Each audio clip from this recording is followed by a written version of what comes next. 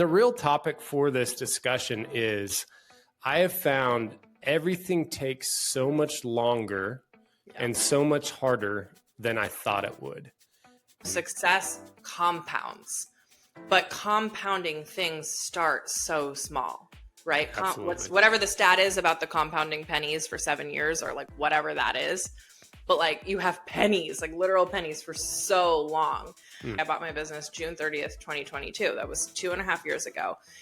And think about how much life happens in like a week. Like they say 100%. There's room at the top for a reason. And like, I honestly like can't think of a phrase that's truer.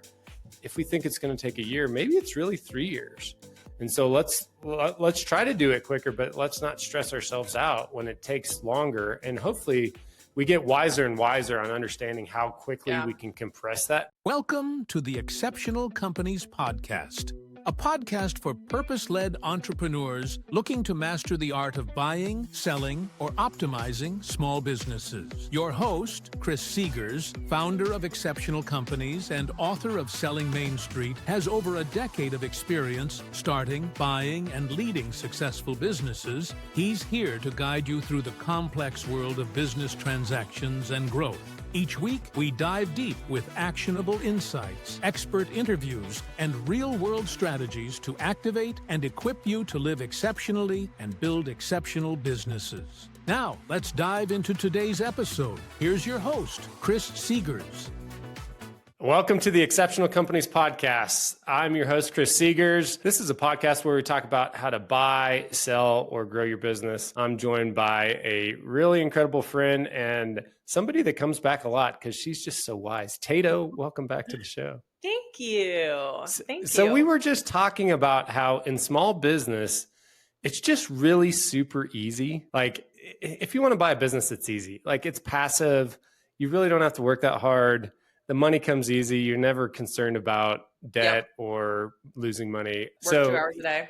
Yeah, work 2 hours a day. Anyways, the real topic is we've been watching a lot of influencers and seeing some things that we haven't found to be true in our journey. And the real topic for this discussion is I have found everything takes so much longer and so much harder than I thought it would. And I always give more margin than I think it will take. So I wanted to dig into that. Dan Sullivan has a great quote, which I've referenced a lot. He's like, there's no unreasonable goals. There's just unrealistic timelines. And so I think as the small business acquisition, digital media empire across the country starts putting more and more content out, we've just kind of said, hey, we want to share how it's been for us. So Tato, welcome to the show and love to jam on this with you.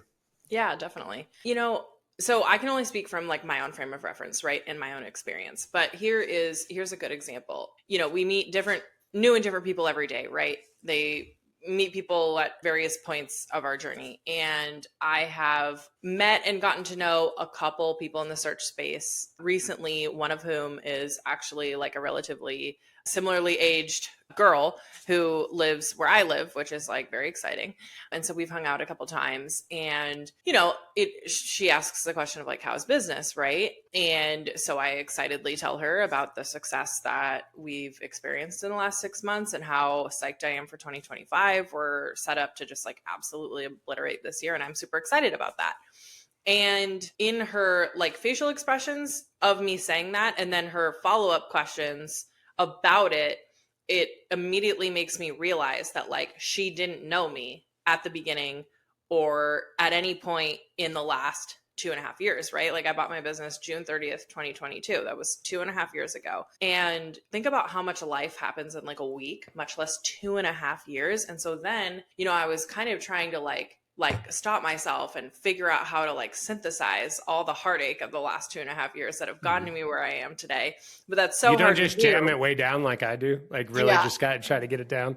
And so it's moments like that, especially when they're shared to a larger audience, whether it's like on a podcast, being an influencer or whatever, or in a 30-second Instagram reel, that perpetuates this idea of easy wealth building, quick wealth building, etc. And I've been thinking a lot about this in recent days and weeks because I've multiple times like sat in moments of just like, wow, like I just quoted $100,000 of new work in the last 2 weeks, completely aside from the consistent work that we have not recurring revenue, reoccurring revenue, which is one of the things I love about my business that really keeps us afloat all of the time. And so building on that is more or less, like building your profit margin, like if you will.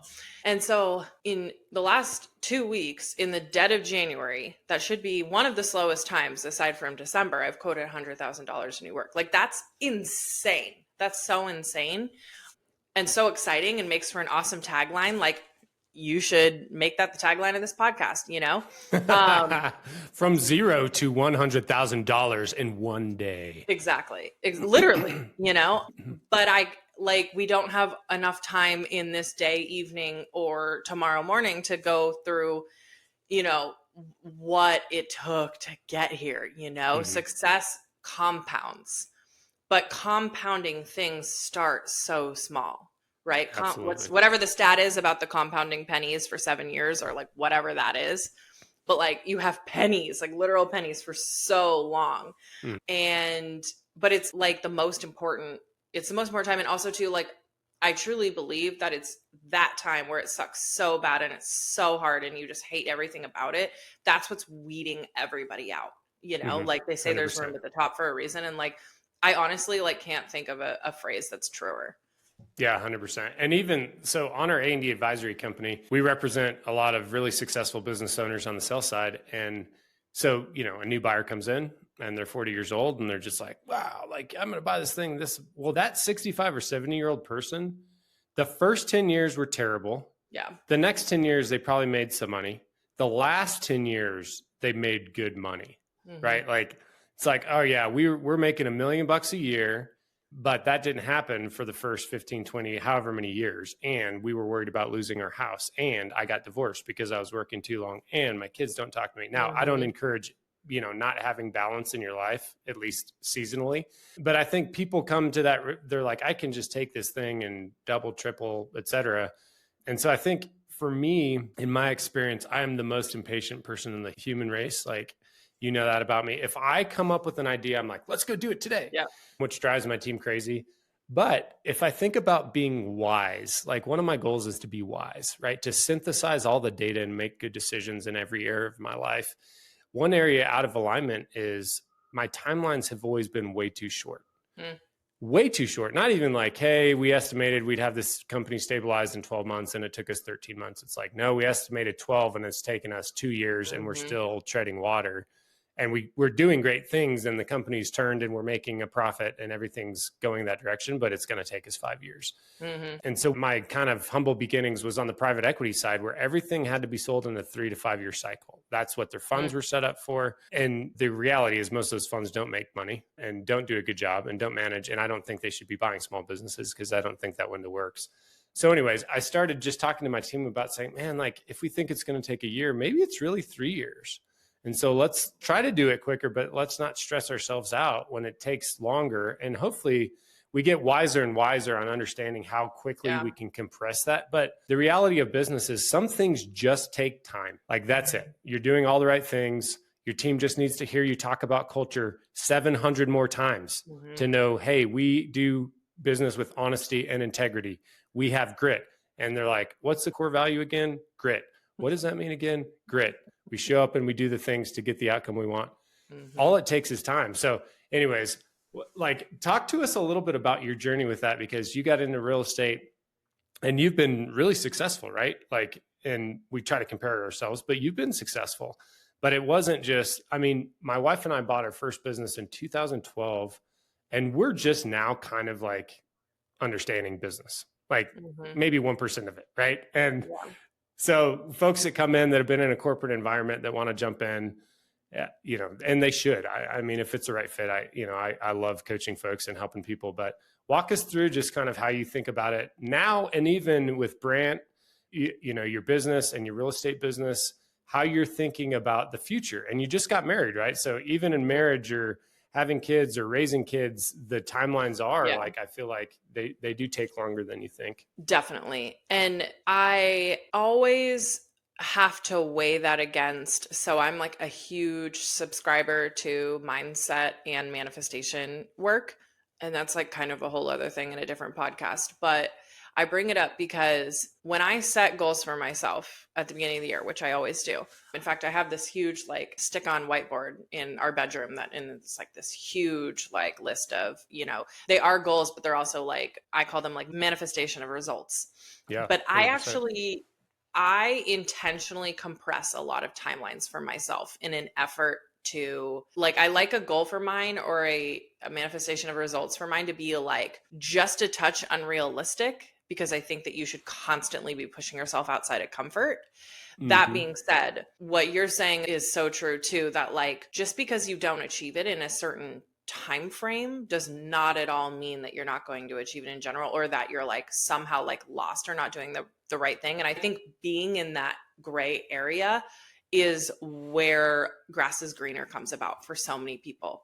I was recently out with a friend who also owner operates a business. We bought it around the same time. We're really tight. We have so many of the same experiences. And he consistently succumbs to 3 steps forward, 5 steps backward.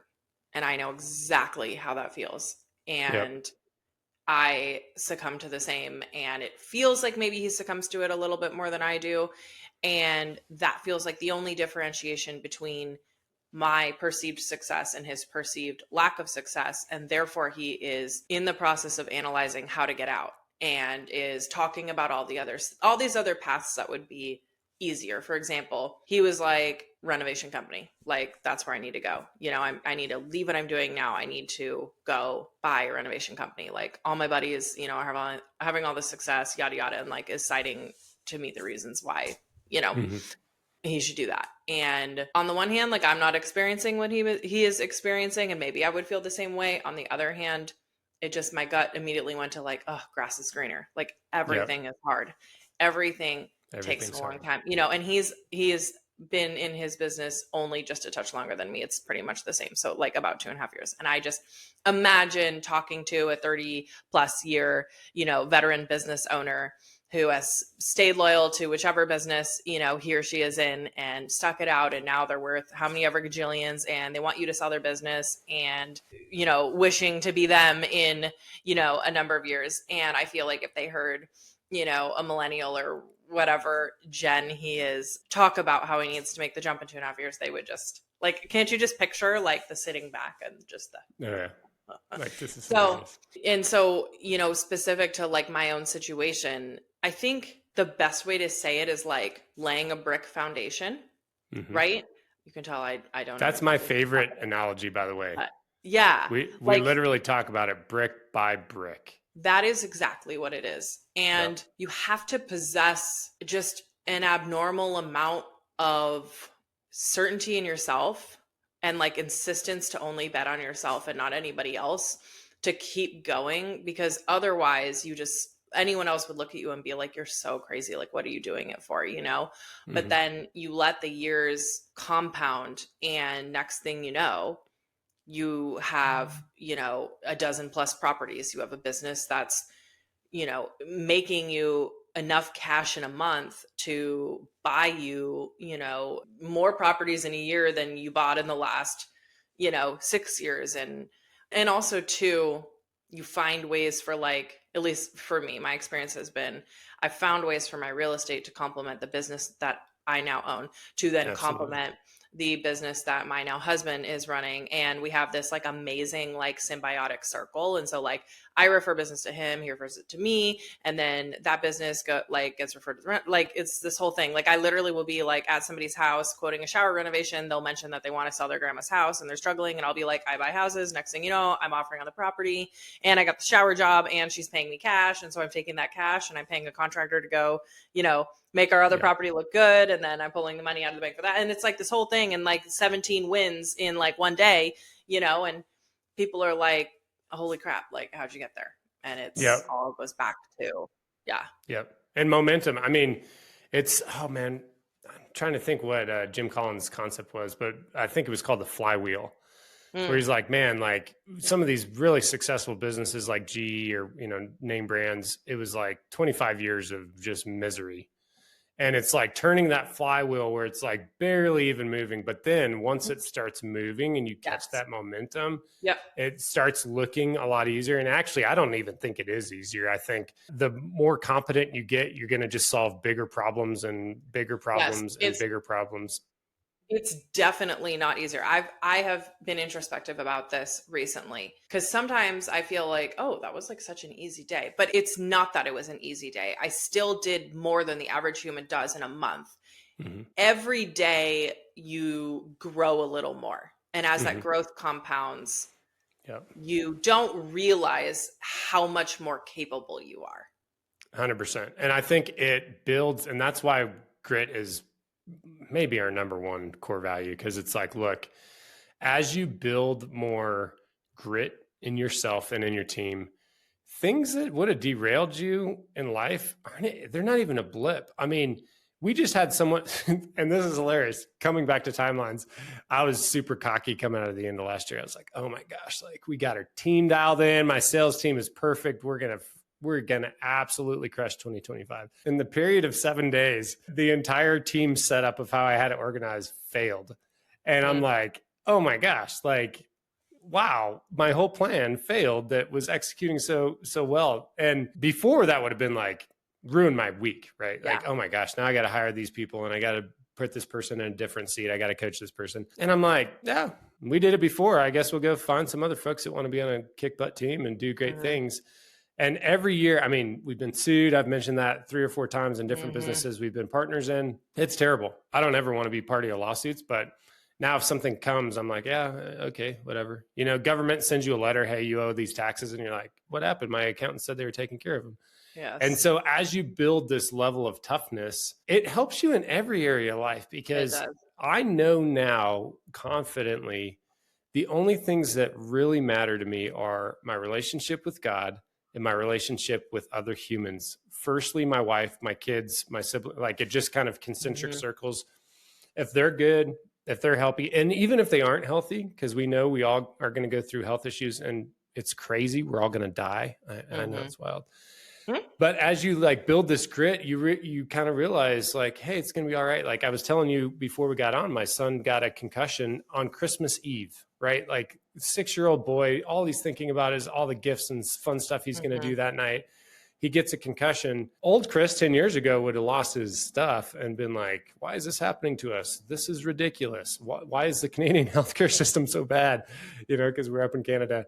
And the new Chris was like, hey, I'm here with my wife and my son in the ER and he's okay.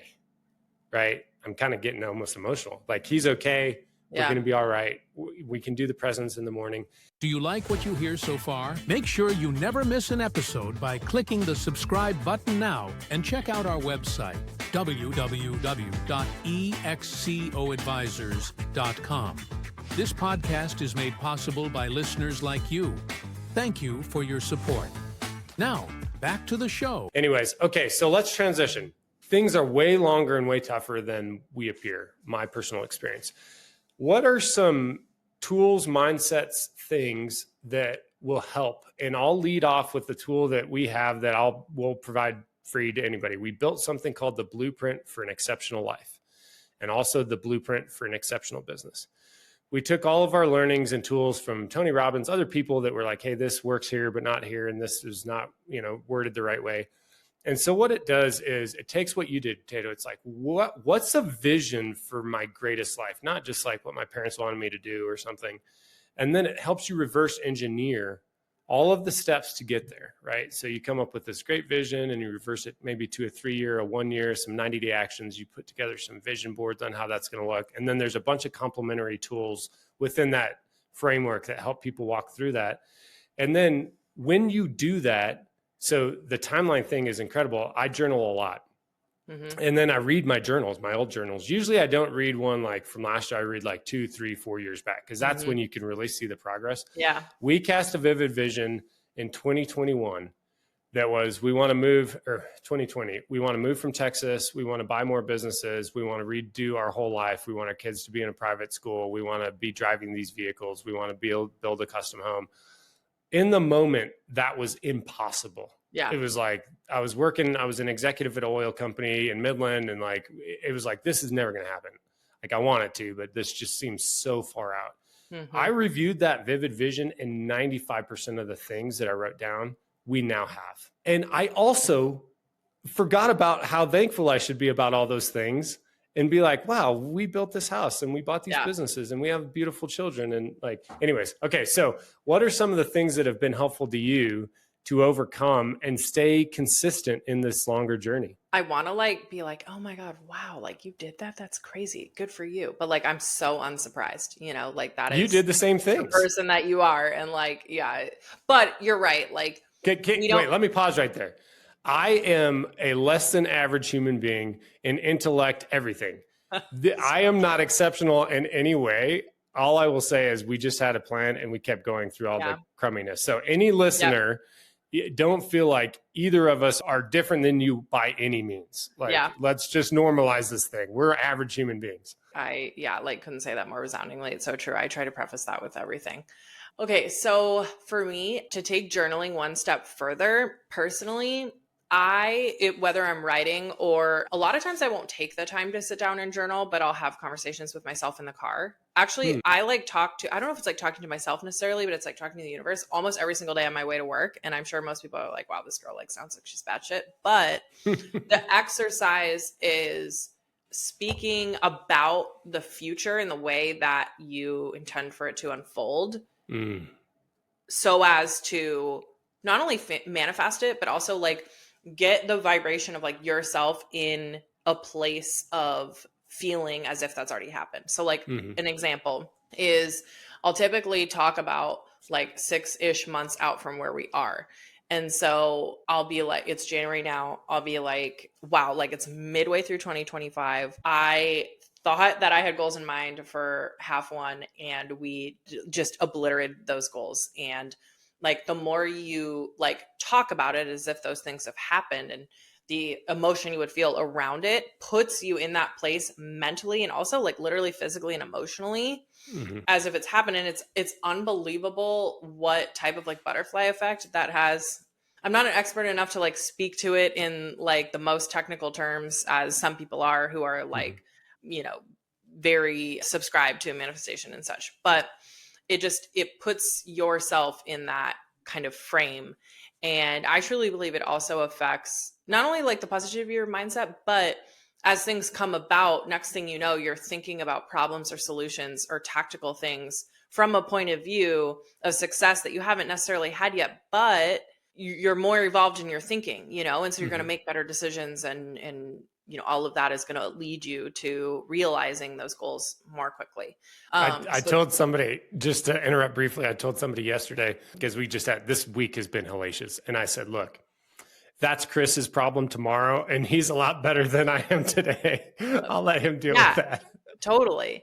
And similarly, and this is like sort of, you have to be careful how you approach this because it's not meant to be boasty or anything, but I always, if someone asks me a question about how I'm doing or my business is doing, my real estate, what have you, I tell the truth times 10%. Like I up it by 10%, right? If the business is like doing good, we're steady, I'm feeling good, then my answer to people is we're doing great. Like we have had a super busy last couple of weeks and I've had a ton of quotes go out the door and the momentum I'm feeling for February, March, I'm elated, And so it's not meant to be like a lie. It's not a lie. It's kind of upping your frame, So those are maybe a little bit more spiritual, if you will, but I have found to be wildly impactful.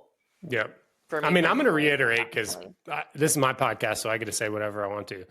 There's a God out there. He created the universe with an energy field. He's got a great plan for you. He wants to engage you. He wants to be for you. And oftentimes we think we're screaming into the void and we're not. And God created the Garden of Eden. That was the experience he wanted us to have, which was to be with him in the most beautiful, incredible place we possibly could have and to do good work. He created us to do good work. And so there is somebody out there, even in times when it's like, man, this is such a tough time. It's like, and maybe we should tie that back. The timelines, people always talk about God's timelines. I do think there's just something written into the architecture of life that it's like, hey, if you would have gotten this success in 2 years, it would have damaged you for the next 20 years. So it needed to be 4 years or 5 years for you to build the capabilities and the maturity to actually be able to utilize that well. In oil and gas, I could tell you 100 stories of people that went from nothing to 10 million bucks. And within 18 months had absolutely destroyed their marriages, wasted all that money, were drinking and doing drugs. And I've always thought about that. I'm like, why them? Why didn't I get that quick hit? And it's like, I think it's God's protection. And I am in communication with God all the time, every day. And he's like, hey man, you need another skill. You're not mature enough in this area. You need to up your leadership skills or your communication skills. And I'm going to put you through some things to get there. So that's fascinating. I want to give another piece of tactic. This is like an actionable takeaway. Not that the manifestation things are not actionable, because they are, but lots of people will throw at you like, oh, be the dumbest person in every room, right? Very common piece of advice. I feel like it's advice that's really overlooked, and not a lot of people stop and really think about like what that means to them. So if you are brand new in your search journey, or you're, even if you're not brand new, right? Because I am not brand new, but I treat myself like a beginner, and I subscribe to this advice as often as possible. Like, okay, be the dumbest person in every room. Like, what does that actually really mean to you? How can you act on it? And how is that going to elevate you as a person or push you, toward your goals more quickly? It's probably like, if I had to choose, it would be a hard choice, but if I had to choose like truly one thing, only one thing that has allowed me to be successful in everything that I've done, I would choose that. I am relentless when it comes to learning as much as I can, as quickly as I can, and finding as many people doing the things that either I want to do or that interest me as quickly as possible, and badgering the SHIT out of them until they either give me their time or pawn me off to somebody else who is, just as useful or whatever that is. And, whether you hide behind the, well, I'm shy or I don't know anybody, I don't want to hear it. I just don't. You got to get those people around you. And sometimes for people, you're the room, right? So people brand new to search, they reach out to me, they want some of my time in that Google Meet room, right? Like, they're the dumb person, I'm the smart person. I'm so excited to be that room for them, right?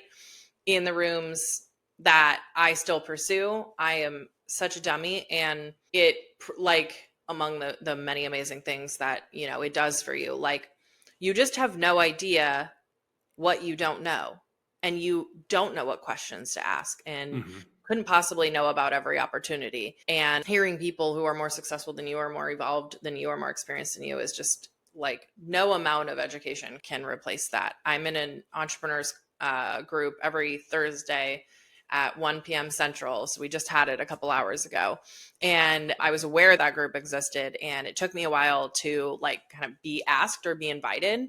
And I was so excited. But at the same time, I was like, shoot, like, are you sure you want me to join? Because like, what I don't want to do is like come into that room and be a value suck, right? Like, even though I'm the dumbest person in the room, like, I have to add value somehow. And so I told the facilitators, I was like, I am dedicated to figuring out, with a little observation, like how and where I'm adding value to this group, because that's super important. But that group has, I can tell you for a fact, it's put me forward a year or two, just in a couple different areas of my life, just being surrounded by those people. Yeah. And tying it back to the timeline, it takes a lot of time to build and nourish those relationships.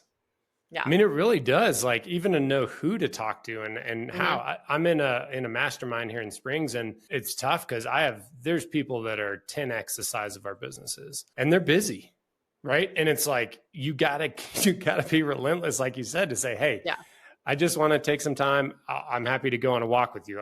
Let's go on a jog together. Like, how can I make this convenient and easy for you?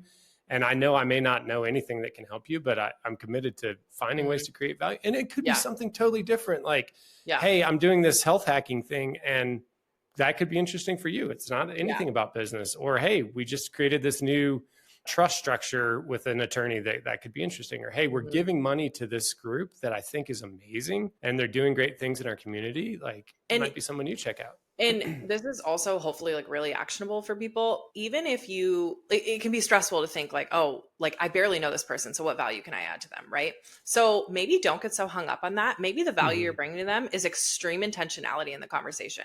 There's nothing I hate more in life than when people ping me and they're like, hey, can I pick your brain about blah, blah, blah? Just kind of want to chat with you about it. It's like, okay, well, I just kind of want to chat, with Blake Lively about how she keeps her hair so perfect. But like, that's annoying. Like if I'm so happy to talk to anybody truly, but like, show me your intention, like come to the call with like, I listened to this podcast of yours. I loved how you said XYZ thing. It really resonated. My 3 follow-up questions are XYZ. Love it. Makes for such an impactful conversation. So even if you're not 100%. like, coaching me then on the flip side on how to lose 10 pounds, like the fact that you've, framed the conversation up in such a meaningful way, that's the value. Right. And I think that anybody can do that. I love that. And my wife and I say all the time, we are not transactional, we're relational. Yeah. Come in with that, just thinking, I want to be a good human being and take care of this person and see how I can serve them. And if there's not a position to do that right there, that's okay. Like it may be 5 years, 10 years. There's a hilarious guy. So this old cowboy that we knew, who's a really good friend of one of my buddies, he was like, he's an evangelist, right? So he's always telling people about Jesus. And he's like, for a while, I used to get pissed off because I'd be like working with this young man for 10 years. And he would just be like, you suck. I don't care about Jesus. And then I'd find out he got saved by somebody else, like 12 years later. And he's like, I just understood, like, I'm here to create and love on human beings. And there might be that seed that you planted years and years ago that all of a sudden blooms and creates some amazing thing for somebody that you don't even know about. Be a good listener, be kind, be empathetic. Okay, what else? Any more tactical? We've gone way over, which is awesome. We always do because it's always a good journey. Any other things that are swirling around in your mind specifically for 2025 that you'd want to share with our audience? Can I do one that's super random, but I feel like also related to everything? I feel like you're always, you don't have to ask permission. That's where you come from. I heard this quote not too long ago and I loved it. And I'm trying to embrace it now in my interactions with people. You don't always have to be nice, but you have to be nice first. I love that. And the reason why it came to mind as related to these topics is pretty much no matter what business you buy or real estate or whatever, we're all in the business of people, right? It's just like what 100%. You said, like you're relational. Like, I don't care what business you think you run the business of people. If you have employees, you run the business of people, right? And I think the world this day and age moves so fast and everyone is so entitled to a certain extent. And everyone, needs to prove that they're right or, prove that they're owed something. And I found myself, if I think of like the darkest times of the beginning of owning this business, a lot of them have been around having interactions that feel terrible or I don't feel like reflect who I am as a person. Customer bitches me out for whatever thing. And it feels terrible, A, because nobody wants, to be sworn out over something as insignificant as a countertop.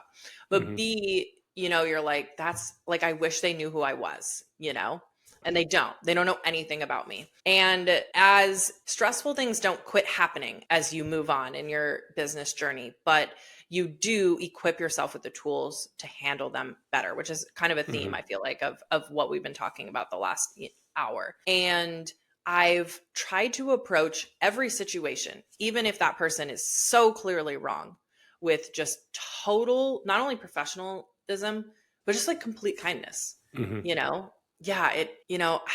it's like super clear that the plumber who I don't employ chipped the countertop and, I'm having to fix it on my own dime. And, the me of a year ago would have written this long email about why they owe me $100 for the repair, and it's so much like lighter to just be like, we'll totally take care of it. Yep. No worries. And I'm not saying to be a doormat. I'm not. So you have to find where that boundary lies for you. But there's so much of what happens in a day is so insignificant. And it's so easy to get caught up in focusing on the things that don't matter and neglecting the things that are so meaningful, it's like the classic step over dollars to pick up pennies. Like that can be extrapolated to a lot of different things. And it's a trap I've just, found myself really stuck in, and just kind of trying to practice that in the last few weeks, I have found has made a huge impact on my business. It really has. Yeah. So reiterating, you said you don't have to be nice all the time, but start with nice. And You- the way you that don't- I've, Yeah, Sorry, you don't always have to be kind, but you have to be kind first. yeah, for sure. And that's my negotiating process. Like when we're negotiating big oil and gas deals or businesses or anything, I always let the other party set the table. And wisdom is, don't be naive in business. You will get taken advantage of immediately. Yeah. Right. So I never go in naive, but I'm going to let them set the table. So if it's like, they're going to go hard and I know, hey, we've got to get our attorneys and I need to be harder, a little harder charging, I'll let them set the table. If they come in and they say, hey, we're here to do a win-win and this is it, and they're legitimately, they're genuine, I'm like, perfect. That's what we're here to do too. So I always say like, hey, I let them set the table and then we decide however they negotiate, like we're going to go tit for tat. That doesn't mean ever being rude or not being a pro, but there's people that are going to take advantage of you. And so you can kindly say, hey, this is not how we do business. And this is not how we're going to do business. And usually when you stand up to people in a kind, firm way, they're like, okay, never mind. Yeah, that you're right. I shouldn't have been doing that, blah, blah, blah. So anyways, all right, Tato, we've gone an amazing time here. Thank you so much for joining us. Come back in a month or less if you can find time for little old me. And we'll dig into more of the small business acquisition and divestiture issues. I love it. Take care. Thanks for joining us this week on the Exceptional Companies Podcast. Make sure to subscribe to the show on iTunes, Spotify, YouTube, or via RSS so you'll never miss a show. While you're at it, if you found value in this show, we'd appreciate a rating on iTunes. Or if you'd simply tell a friend about the show, that would help us out too. If you like this show, please reach out through our website, www.excoadvisors.com, for free tools to order a copy of Selling Main Street, or to sign up for our free webinar on how to sell your Main Street business.